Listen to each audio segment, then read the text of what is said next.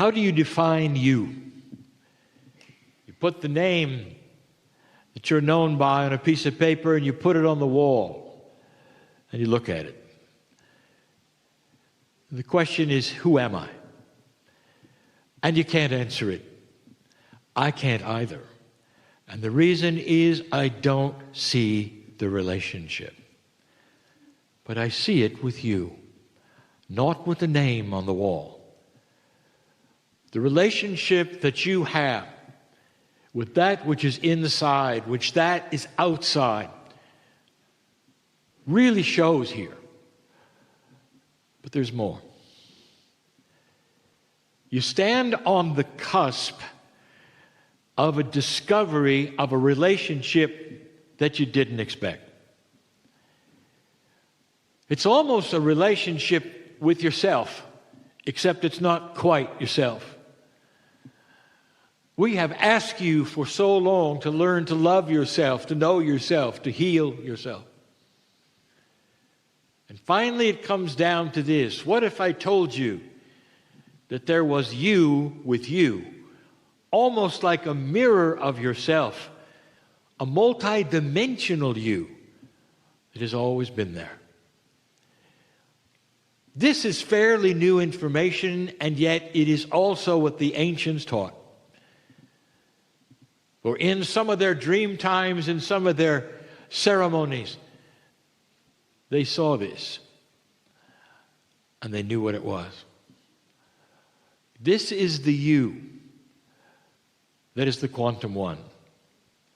There are two words that have been misused over and over in this you call the esoteric age. They are quantum and nano. Neither one are used properly. Quantum is now the same as saying multidimensional. Could there be a multidimensional you?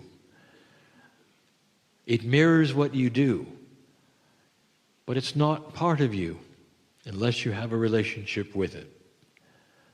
And what would be that relationship? That relationship would have to be something that you haven't seen before or don't know about yet.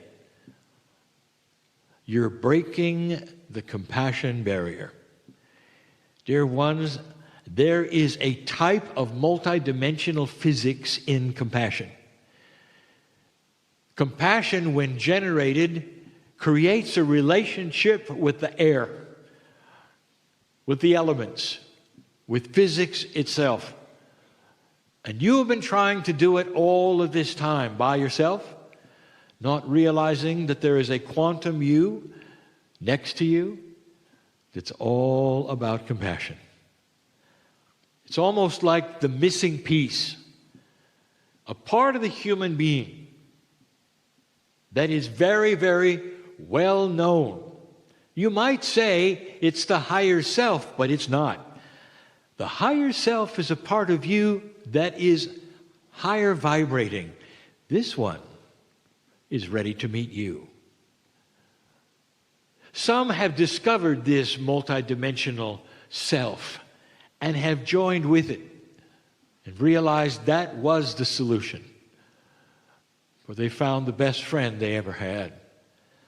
It was okay to fall in love with the alternate you, because it is a multidimensional you, a part of you.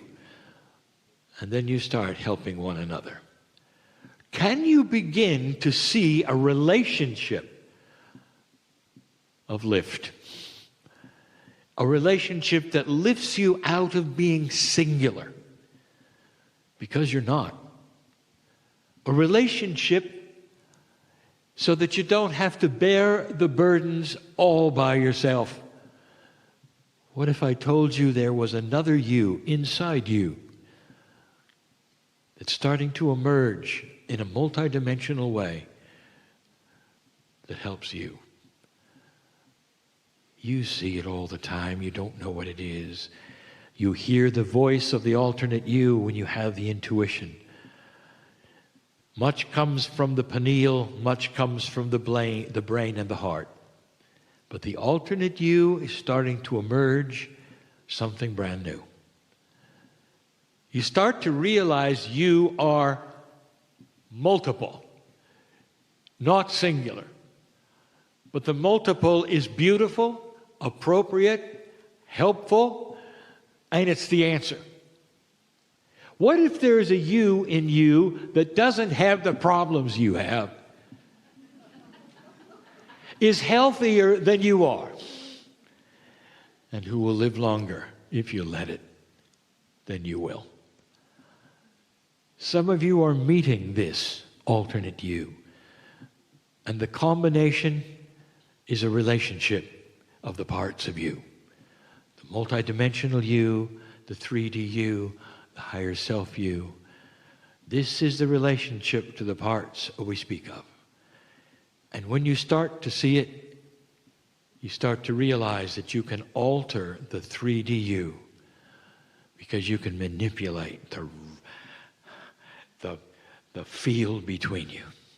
You can manipulate the space between you in a way that will create solutions for everything you have.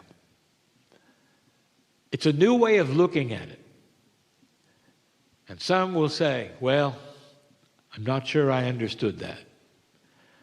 Let me tell you, you don't have to understand it. The bee flies fine without understanding it. So can you. I think you get the idea. Let me tell you something.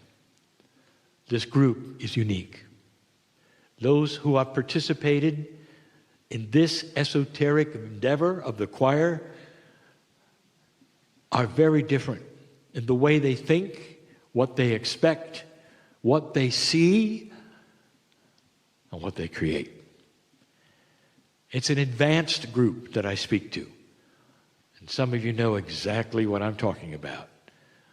And it's why you're in the chair. Do not accept what others tell you you should be. Do not accept the reality those around you tell you you should have. Accept only what you know to be the reality of something extremely different, extremely beautiful, always benevolent, not harmful, and compassionate for all those around you. I'll be back.